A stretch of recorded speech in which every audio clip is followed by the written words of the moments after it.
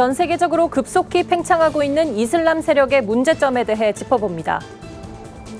코로나19로 어려움을 겪는 선교사들을 위해 온라인 모금 플랫폼 미션펀드가 나섰습니다. 자세한 내용 취재했습니다. 시각장애인들에게 산모 마사지를 교육해 직업을 가질 수 있도록 돕는 곳이 있어 찾아가 봤습니다. 기독교 한국침례회가 미얀마 현지 선교사들과 미얀마 구호 관련 긴급회의를 열었습니다.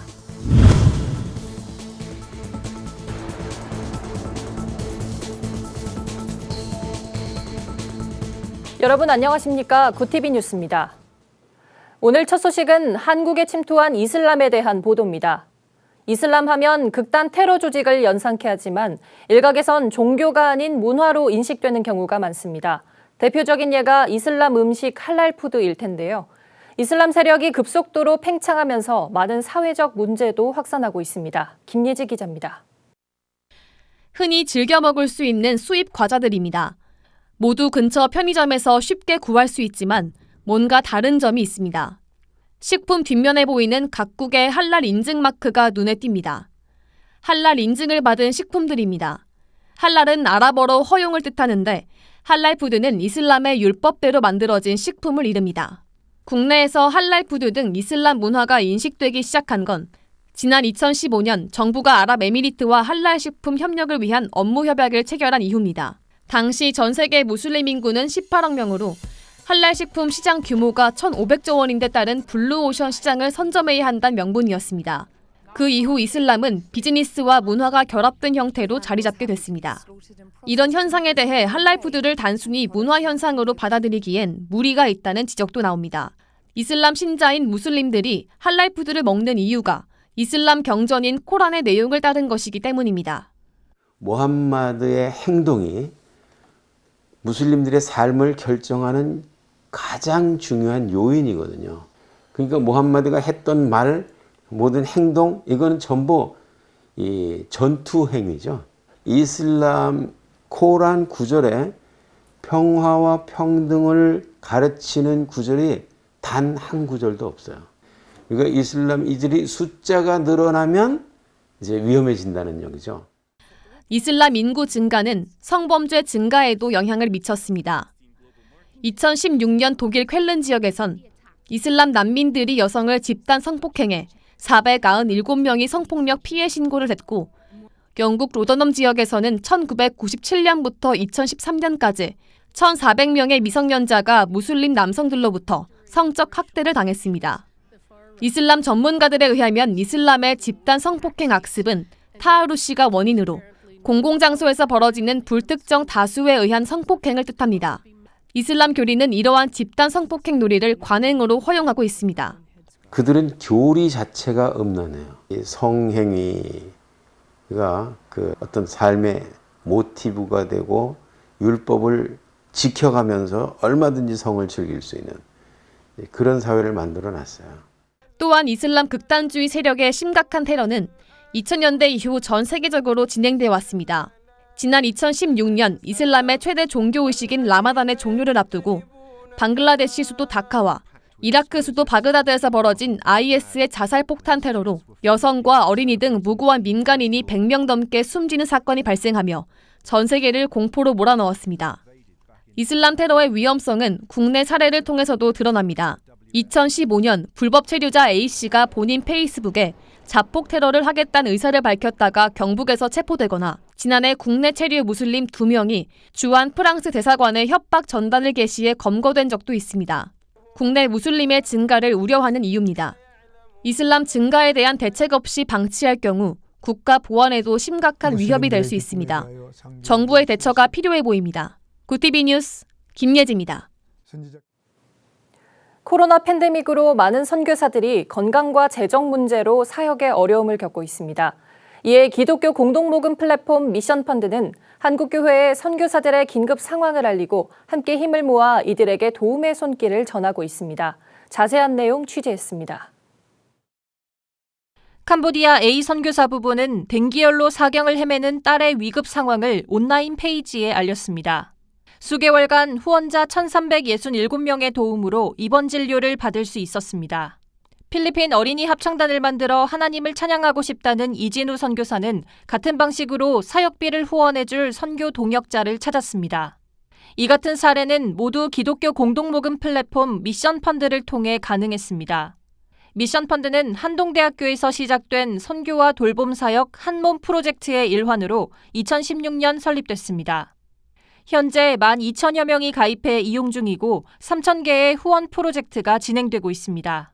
실제로 사역자가 모금을 하려면 국내에 귀국을 해야 된다던가 직접 이제 후원할 수 있는 교회를 이렇게 찾아다니는 이런 어려움이 있었다는 걸 발견하고 현지에서도 좀 온라인으로 쉽게 후원자를 모집할 수 있는 플랫폼을 좀 제공해 드리자라는 취지로 모금 방법은 간단합니다. 개인이나 단체가 회원 가입을 한 뒤 모금 형태와 목표 금액, 프로젝트 제목을 입력해 프로젝트 방을 만들고 미션펀드의 승인을 거치면 모금을 시작할 수 있습니다. 컴퓨터가 익숙하지 않은 선교사나 사역자들은 대행 서비스를 요청하면 됩니다. 후원자들은 일시 또는 정기 후원을 할 수 있고 송금 내역도 즉시 볼 수 있습니다. 미션펀드의 긴급 지원을 요청하는 사례는 코로나19 이후 2배 이상 급증했습니다. 코로나로 소천한 선교사님 유족 후원이나 코로나로 급성 폐렴 진단 후에 양쪽 폐를 모두 이식해야 하는 선교사 수술비 지원 등 어려운 상황에서 긴급 지원을 요청해 오고 있습니다. 선교사나 목회자들은 미션펀드 같은 공동모금 후원 방식이 예기치 않은 긴급 상황을 극복하고 선교를 지속하는 데 큰 힘이 된다고 말합니다. 주원교회가 없고 CMS 통장 등을 만들 여건이 되지 않는 선교사들에게 후원자들이 카드나 자동이체 등으로 후원할 수 있는 안정적인 플랫폼을 제공해 주어 사역을 지속할 수 있도록 도움을 준다고 생각합니다. 교회가 한 몸을 이루어 선교를 감당하는 일, 공동 모금 플랫폼에서도 이뤄지고 있습니다. 굿티비 뉴스 김민주입니다. 장애인 일자리 고용에 대한 관심은 높지만 실제로 안정된 일자리를 갖는 비율은 낮습니다. 특히 여성 장애인의 경우 취업의 문은 더욱 좁은데요. 여성 시각장애인들에게 산모 마사지를 교육해 새로운 직업을 가질 수 있도록 돕는 곳이 있어 찾아가 봤습니다. 하나은 기자입니다. 2020 장애인 경제활동 실태 조사에 따르면 시각장애인의 고용률은 약 42%입니다. 2명 중 1명이 경제활동을 하지 못하고 있는 겁니다. 여성 장애인의 경우 상황은 더욱 열악합니다. 명확한 통계조차 잡히지 않지만 보통 남성 취업률의 절반 정도 수준으로 집계됩니다. 이런 가운데 실로암 장애인 근로사업장이 산모 마사지 양성훈련 과정을 열었습니다. 여성 시각장애인들에게 산모 마사지를 교육해 새로운 직업 영역을 개척할 수 있도록 하기 위해서입니다. 현재 5명의 산모 마사지 훈련생들이 매일 나와 산모 마사지를 지도받고 있습니다. 이들은 전문성을 길러 직업 영역을 넓힐 수 있는 점을 장점으로 꼽습니다. 안마사로서 더 전문화되고 더 이렇게 매출이나 이제 안마원에 많은 도움이 될 것 같아서. 그리고 저희가 그전에 배웠던 건식 안마도 좋았지만 이걸 같이 접목한다고 하면 저희 안마가 더 전문화될 수 있을 것 같아서 배웠고. 시각장애인들은 손끝 감각이 뛰어나기 때문에 마사지에 있어서도 훌륭한 실력을 가질 수 있습니다. 등이 휘었는지, 다리 길이가 어떻게 다른지, 골반이 어느 쪽으로 틀어졌는지 모두 예민한 손끝으로 만지며 진단을 하고 교정할 수 있습니다. 안마 마사지 분야의 유일한 국가 자격증을 가지고 있는 여성 시각장애인들은 실제로 산모 마사지 분야에서 좋은 평가를 받고 있습니다. 실로암 장애인 근로사업장은 이번 훈련을 통해 여성 시각장애인들이 안정적인 취업을 할 수 있을 것으로 기대하고 있습니다. 이 교육을 통해서 새로운 직업 창출과 그리고 시각장애인 여성 CEO분들의 마사지업에 대한 남들보다 특화된 그런 사업을 할 수 있어서 경제적 안정을 가질 수 있을 거라고 생각해서. 코로나로 중증 시각장애인들의 경제적 자립이 어려워진 요즘 산모 마사지 직업 훈련이 새로운 활로가 되길 기대해봅니다. 굿티비 뉴스 하나은입니다. 기독교 한국침례회가 지난 1일과 5일 미얀마 구호 관련 긴급회의를 진행했습니다. 이번 회의엔 총무 김일현 목사, 전도부장 손석원 목사, 미얀마 현지 캄피 목사, 카렌족 서예포 목사 등 11명이 참여했습니다. 캄피 목사는 미얀마는 구호 물자가 시급한 상황이라며 진단키트와 긴급 구호 물품 지원이 시급하다고 말했습니다. 이에 침례교는 총회가 중심이 돼 해외 선교회와 전국교회가 미얀마 긴급구호 창구를 일원화하고 체계적으로 지원할 수 있도록 대책을 세우겠다고 전했습니다. 사단법인 세계가나안운동본부와 주식회사 슈퍼맨, 사단법인 대한보건협회가 코로나 팬데믹이 여전히 확산되고 있는 세계의 빈곤 지역에 K-방역 캠페인을 시작했습니다. 지원 국가는 코로나19로 어려움을 겪고 있는 요르단과 동티모르, 인도, 캄보디아, 말레이시아, 라오스 등입니다. 세 기관은 방역 약재와 방역복, 방역조끼 등 방역 지원 물품을 전달했고 현지 협력 시스템을 활용해 온라인 방역 교육도 실시했습니다. 세계가나안운동본부는 이번 사업에 이어 캠페인을 세계적으로 확대해 나갈 예정입니다. 굿네이버스 경기 서부지부와 신한은행 부천시청역 지점이 11일 위기가정 아동을 돕는 후원금 전달식을 진행했습니다.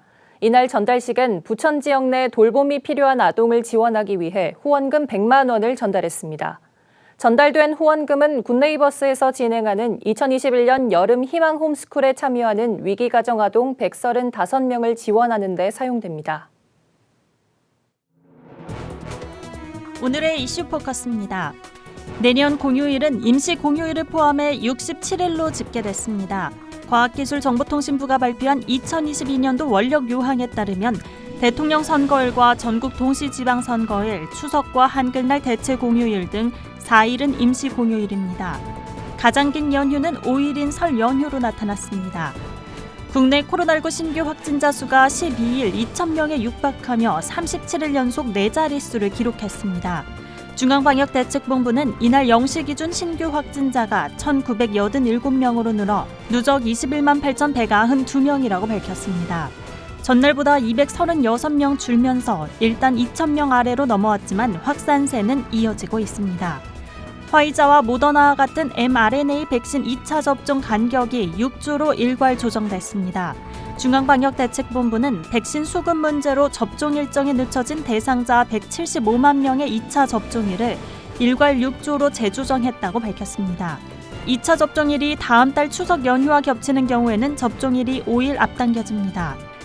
올해 가계대출이 작년 같은 기간보다 70% 이상 늘었습니다. 금융위원회에 따르면 지난달 기준 올해 전체 금융권의 가계대출 증가액은 78조 8천억 원으로 작년 같은 기간보다 32조 9천억 원 늘었습니다. 코로나19 이전이었던 2019년 1월에서 7월 사이 증가폭의 3.3배에 달하는 수준입니다.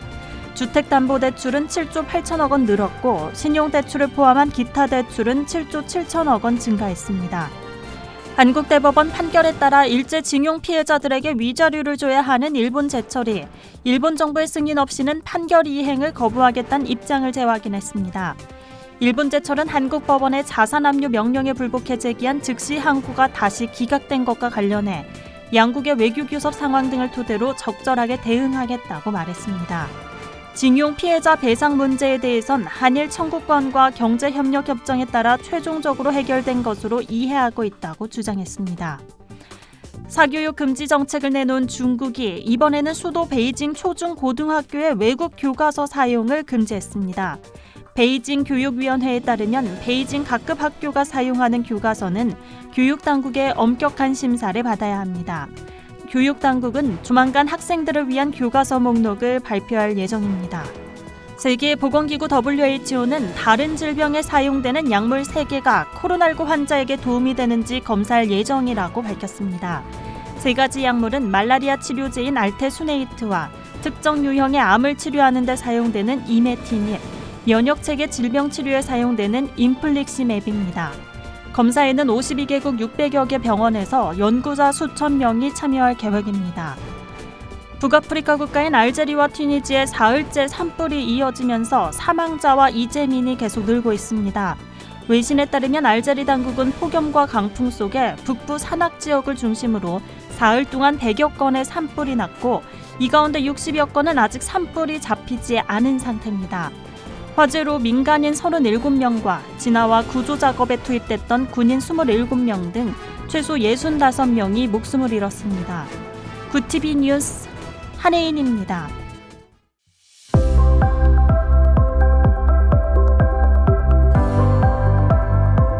오늘은 전국이 대체로 흐린 가운데 제주와 남해안, 강원 영동엔 비가, 남부 내륙엔 오후부터 밤 사이에 소나기가 내리겠습니다.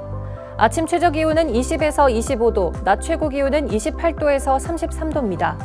내일인 토요일은 충청 이남 지방으로 비 소식이 있습니다. 당분간은 30도 안팎의 더위도 계속될 전망입니다. 날씨였습니다. 우리 사회의 하나의 세력으로 잡아가는 종교 이슬람에 대해 보도해드렸습니다. 모두가 테러리스트는 아니겠죠. 그러나 국내 무슬림의 증가를 우려하는 이유에 대한 대책은 필요해 보입니다. 이상으로 뉴스를 마칩니다. 오늘도 함께해 주신 여러분 고맙습니다.